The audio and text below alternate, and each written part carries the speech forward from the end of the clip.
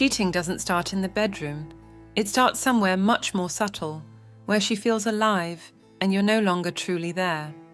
And the cruelest part is, you could be right there under the same roof, thinking everything's fine, while somewhere else is already awakening her desire. The uncomfortable truth is that most women don't have to look far to start cheating. All it takes is a space where they feel seen, wanted, heard, and those spaces are much closer than you think. Today, I'm going to reveal the 7 places where betrayal usually begins. And trust me, the last one is the most devastating. Because if you don't see it coming, there's no turning back. I'm Celia, and this isn't for naive men. It's for those who are ready to open their eyes, reclaim their presence, and avoid becoming the spectator of their own replacement. Stay with me till the end. What you're about to hear might change the way you see your woman and yourself. Have you noticed how lately your woman seems to care more about her body, but not about you? How suddenly the gym, that place she barely mentioned before, has become almost sacred? That's no coincidence. You're at the first point in this video, and this is where it all begins. The silent gym. A space that looks like it's about health, but often hides a much more intimate search. I'm not talking about fitness, I'm talking about desire. The gym isn't just a place to lift weights or burn fat. It's a stage filled with looks, egos, bodies on display and under watch. And when a mature woman who's felt invisible at home for years steps into that space, she's not just going in to work out. She's going in to see if she can still spark something, if she can still be desired by eyes that aren't yours. Because in her bathroom mirror, she no longer sees a wife, or a mother, or a housewife. She sees someone who still wants to feel like a woman. And in that testosterone-filled environment, with subtle compliments and attentive trainers, it's very easy for that spark to reignite. Not because she plans it, but because she needs it. Let me tell you something real. A 59-year-old man once told me a sentence that still echoes in my mind. My wife started smiling again, but it wasn't with me. Turns out that after 30 years of marriage, she signed up for the gym, bought tight clothes, changed her diet, started coming home later. He, naive, thought it was for her health. Until one day, by accident, he read a message that left no doubt. "I love how you look when you sweat." It was from her personal trainer, 10 years younger, and that's when it all clicked. While he was stuck in his routine, she was already living another story, one that started between reps and stretches. Cheating doesn't always happen all at once. It often starts with a glance in the mirror, with a compliment she hadn't heard in years, with a shared routine that slowly turns into complicity. And if you're not there to notice, another man will be. Because at that gym, she doesn't feel like a mother or a wife. She feels desired, and that can be more powerful than any promise of fidelity. Don't get me wrong, I'm not saying every woman who goes to the gym is unfaithful, but I am saying this: if she doesn't feel seen, valued, or touched with intention at home, she'll look for that energy somewhere else. And if you laugh it off, dismiss it, don't take the change seriously, then you're laughing while someone else is watching her sweat with desire. This is the beginning, the blind spot, the place where it all starts, while you're still thinking nothing's happening. And if you don't see it now, by the time you do, it might already be too late. If the gym is the place where she rediscovers her body and confirms she can still stir desire, there's another space, far more subtle, where something even more dangerous takes place: emotional connection. Because it's one thing to be looked at, and a whole other to be truly heard. And that brings us to the second key point of this video: the office that never sleeps. That place you think is boring, repetitive, just paper and screens, but where every day an emotional bond is quietly built, one that can grow even stronger than any physical affair. Practical psychology calls it emotional transference, and it's one of the most powerful yet invisible dynamics in any relationship. It doesn't start with touches or deep confessions. It starts with attention, with small talk that slowly becomes personal, with little gestures, a coffee brought without asking, a smile in passing, a "you okay?" that sounds more sincere than the one from her own husband. And in that work environment, where hours stretch, emotions spill out, and social masks drop, It's easy for a woman to find what she no longer gets at home, someone who listens without judging, someone who sees her without expectations, someone who, without saying it, chooses her every single day. Many men don't get it because they still think cheating is all about bodies, but it's not. True infidelity begins in the soul, in that emotional connection that grows with every private chat, every shared moment of complicity, every secret that doesn't get told at home but does at work. And when that happens, it doesn't matter how often you tell her you love her. If another man makes her feel understood, then you're up against a rival stronger than any lover, a confidant. Stoicism teaches something essential, not to place our worth in things we can't control.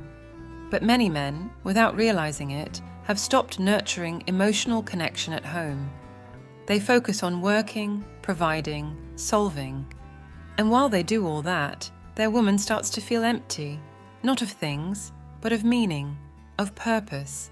And then comes that co-worker who doesn't make grand promises, but is there, listening, understanding, making every workday feel less like a routine and more like an escape. Don't underestimate that danger, because when a woman connects emotionally with another man, her loyalty is already fractured, even if she's still sleeping beside you. And if you keep acting like it's nothing, mocking her work buddies, thinking you've got the upper hand just because you're her husband, you're making the most common mistake, trusting the contract instead of the connection. What's at stake here isn't just respect, it's the place you hold in her inner world. Because if someone else starts to fill that space, even just with words, then you're no longer part of her story. You're just part of her schedule. And when that happens, the question isn't if she'll cheat, it's when. Because once the emotion is gone, the act is only a matter of time. After the gym and the office, the places where desire and emotional connection are reignited, there's one that seems even more innocent, and that's exactly what makes it so dangerous. We've reached the third point in this video, and here's where things start to shift quietly. The usual coffee shop, that place she says she goes to clear her mind, to read, to be alone. But where, in reality, she's rehearsing something much deeper, her ability to still be seen. Because a woman who feels ignored doesn't need to be desired right away. She just needs to know she can still be noticed. The coffee shop isn't a neutral place. It's the perfect stage for unplanned encounters, for casual conversations, for guilt-free glances. She dresses up just a little more than usual, picks a table with good lighting, sits alone, but with her phone in hand and her lips carefully painted. Is she really there for the book she brought? No. She's there to see if she can still draw a man's gaze, and to watch if anyone reacts. The problem isn't that she wants to feel attractive. The problem is you haven't noticed she's looking for validation elsewhere, because she no longer finds it with you. And here comes a practical strategy you can apply starting today. You don't need to follow her or spy on her. What you need is to learn to read the subtle changes. When a woman starts frequenting those kinds of places more often, and her routine shifts without a clear reason, don't accuse her, don't confront her, just observe, ask calmly, and above all, reappear. But not with flowers or empty promises. Reappear with attention, with real presence, with that masculine energy that doesn't beg, but doesn't disappear either. The logic behind this strategy is simple. When a man reclaims control of his presence, he becomes undeniable, not through pleading, but through emotional authority, like a lighthouse in the middle of a dense fog. She might be tempted by other lights, but if you shine with purpose, she'll notice the difference. And for that, you need to relearn how to observe her, to stop assuming she's still with you just because she sleeps in your bed. Because if her mind is already at another table, in another cafe, in another conversation, you're no longer there, even if you think you are. Let me paint the picture. Imagine a woman who used to only go to work or the grocery store, and now, every week, she needs to think at a different cafe. She's taking selfies, posting deep quotes, wearing that dress she used to save for you, but now wears to go out alone. She's not doing it randomly. She's doing it because someone, at some point, made her feel like that's where she can be seen again. And if you don't notice, if you don't reclaim the emotional ground you've abandoned, you'll end up watching how another man's gaze brings her back to life, while you still think everything's under control. Before we go on, if this content is opening your eyes to things no one's dared to tell you before, subscribe to the channel and leave a like. I'd love to know which country you're watching from, because there are still more subtle, more intimate places ahead, and the last one might be the most unexpected of all, and maybe the most painful. We've already talked about the body, about affection, and about silent validation. But there's another place where desire quietly comes back to life, without anyone noticing. And it's far more intimate than you'd think, because it's not out in the world, but inside her screen. We've reached the fourth point in this video, late-night social media, that digital corner she retreats to once you're asleep, where filters smooth out wrinkles, conversations are edited, and nostalgia becomes the perfect excuse to reopen doors that should have stayed shut. Here's where one of the most common and damaging mistakes mature men make comes into play, believing that if there's no physical contact, there's no cheating. They repeat that lie to themselves like a shield, so they don't have to face what's unfolding right in front of them. They brush off the messages as just words, the photos as just a game, and the chats with exes as things from the past. But they miss the core truth. Every emotional connection begins in the mind, and social media is the perfect stage to plant that seed. Because there, she's not a wife, not a mother, not anybody's anything. There, she can be desired, heard, praised, without fear of judgment. And that comfort, that digital pleasure becomes addictive. The problem is, in your daily routine, you don't notice. You think it's normal for her to spend so much time on her phone, to be messaging late at night, to smile at her screen more than she smiles at you. And because there's no physical evidence, you do nothing. But every like, every private message, every old memory brought back to life in a DM is a micro-infidelity that slowly chips away at your bond. Until one day, when you try to win her back, she looks at you with distance and says something that will tear you apart. I don't feel the same. This mistake creeps in almost invisibly. It's a mental trap that convinces you only need to worry if there's someone else in your bed. But the betrayal started long before, when she stopped sharing things with you and started sharing them with someone else. When she looked to her phone for a message that made her feel alive, while you were just steps away, thinking everything was fine. And that self-deception, that unwillingness to confront or cause discomfort, to avoid seeming controlling, makes you a silent accomplice in your own replacement. The consequences are devastating because when a man doesn't recognize emotional disconnection, he can't stop the physical one. And everything that was once yours by presence becomes someone else's by connection. But this isn't about snooping, checking her phone, or confronting her in anger. It's about doing what most men have forgotten how to do, reconnect through strength, through emotional masculinity that doesn't control, but does set clear boundaries. Because a woman who's constantly getting attention online, but none at home, will eventually leave. Even if her body stays, her desire no longer belongs to you. Don't brush this off just because it seems intangible. It might be the most corrosive of all, because it destroys from within, silently, with emojis, with nostalgia wrapped in flirty phrases, with a smile that's no longer meant for you. And if you don't wake up now, when you finally do, there might be nothing left.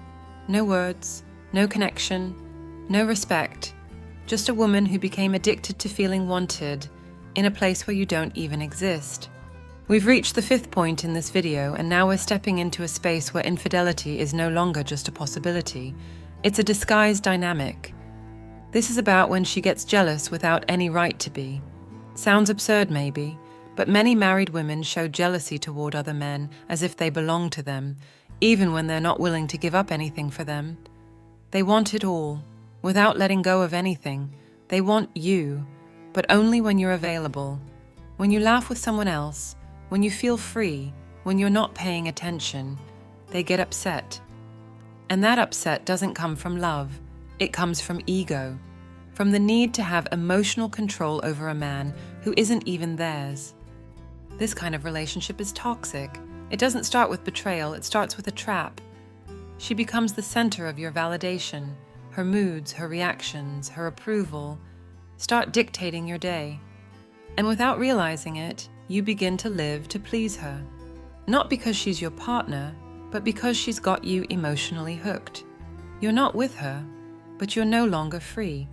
And that's the worst place a man can be.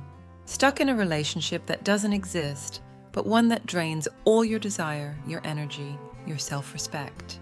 The consequences are brutal. You become insecure, dependent. Every conversation with another woman makes you feel guilty. Every silence from her feels like betrayal. Your self-esteem starts orbiting around her attention. And here's the cruelest part. She goes on with her life, with her husband, with her routine. But you're emotionally chained to something invisible, a chain you chose to carry. And do you know what's most painful? The harder you try to prove your loyalty, the less she respects you, because a woman doesn't admire a man who kneels. She admires the one who knows when to walk away. Breaking this pattern isn't easy, but it's possible. And it doesn't start with confrontation or tears. It starts with one decision. Stop asking for permission to live. Take back your time, your desire, your direction. Understand that jealousy without commitment is not love. It's emotional control. And you're not here for that. Not at this stage in life. Not after everything you've been through. Not after holding a life together with your own hands and your back. You're past the games. The mindset you need is this. You owe nothing to someone who risks nothing for you.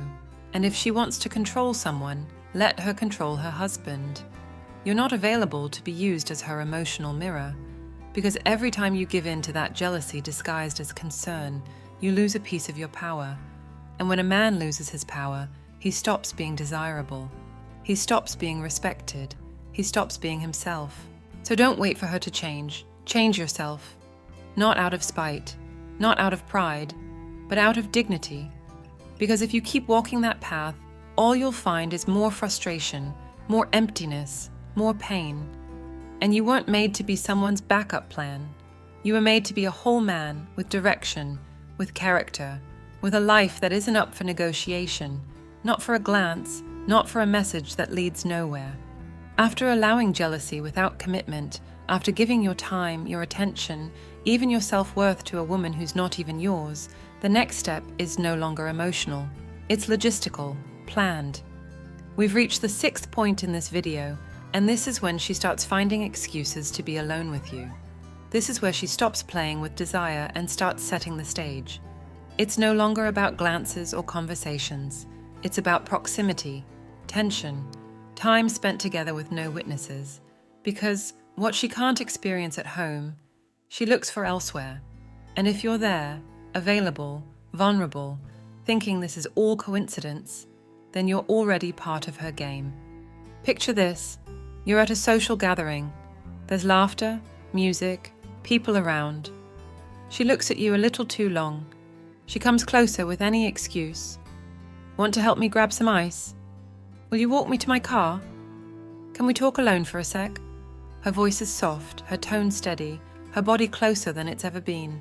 No kisses, no touches, but something stronger, tension you can feel in your skin.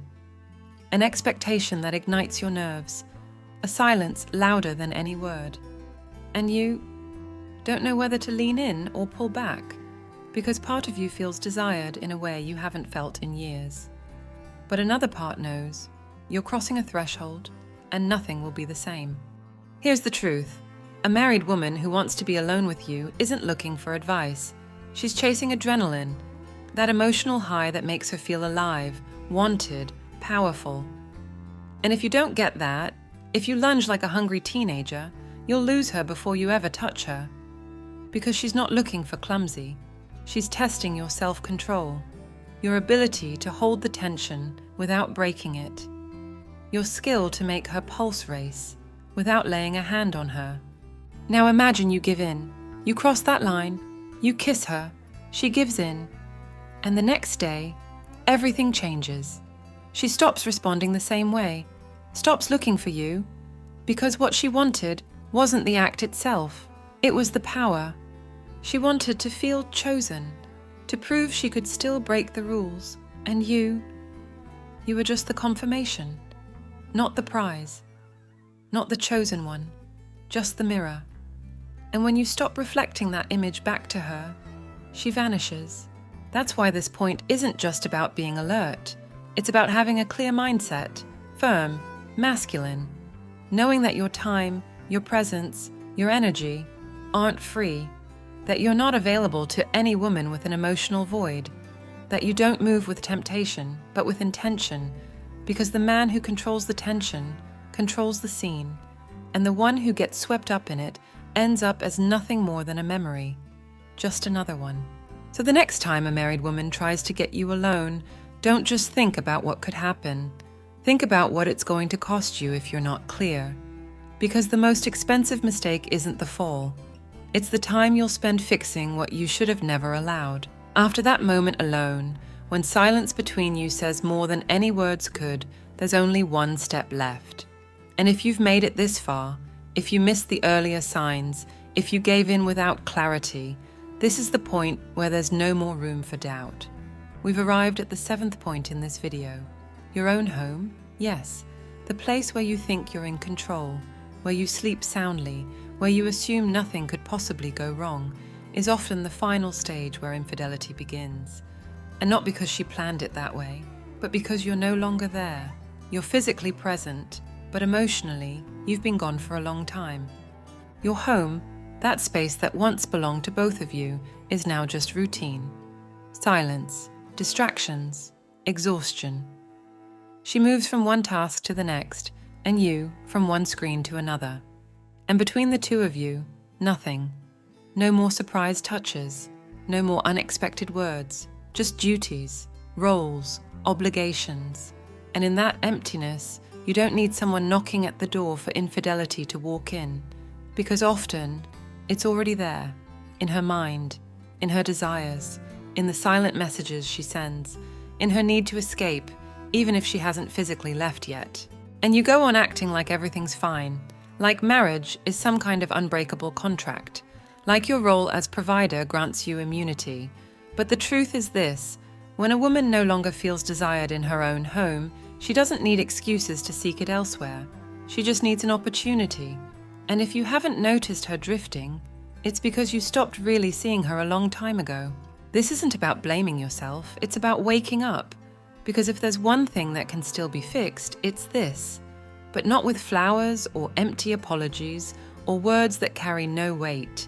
It's fixed with real transformation. And that transformation begins when you accept that no one is going to bring back the desire, unless you claim it for yourself. You don't need to be young. You don't need to be perfect. You need to be aware, present, masculine. You need to reclaim your voice, your gaze, your direction. Because if you don't step up, someone else will. Don't wait for everything to collapse before you move. Look around, look at your woman, look at yourself, and ask honestly, am I living like a man or just surviving?